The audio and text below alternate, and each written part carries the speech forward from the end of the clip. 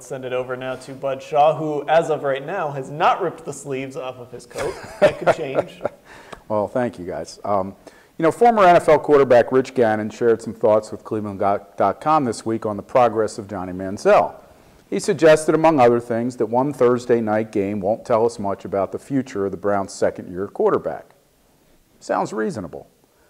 Manziel, after all, had a promising start against Tennessee, and what it told Mike Pettin was to return him to the bench as quickly as possible. He had a great start in his mop-up duty in Buffalo last year, and when he made his season debut, running for a touchdown and making a couple impressive throws, and that game ended with him on his back in the end zone, counting clouds. We all know Cincinnati came to Cleveland last December and made him look like a high school quarterback, and that said, he has played with more poise this season. I know, how could he not play with more poise?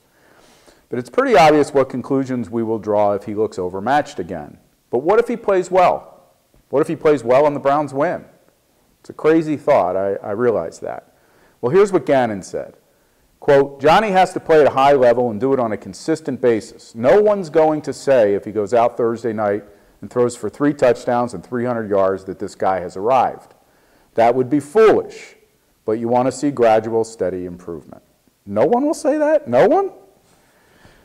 Well, our first commenter says, what does Gannon know anyway?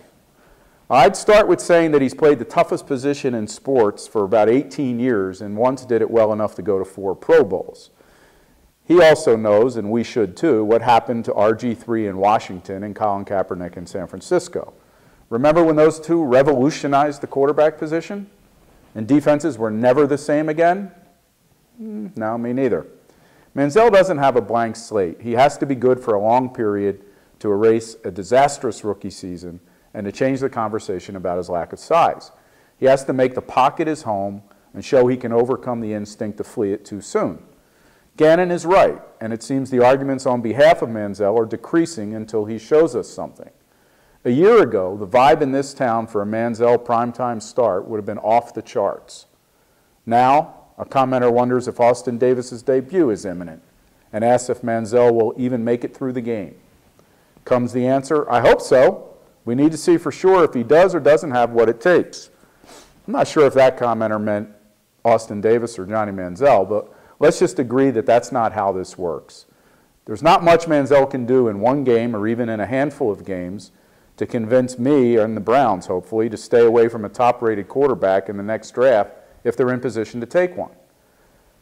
Short of channeling LeBron, which Manziel could always do. Our final comment sees Manziel ripping off his shirt sleeves against the Bengals in what he calls a, quote, terse moment, end quote. I think he means a tense moment. I also assume he means if the Bengals don't tear those sleeves off first.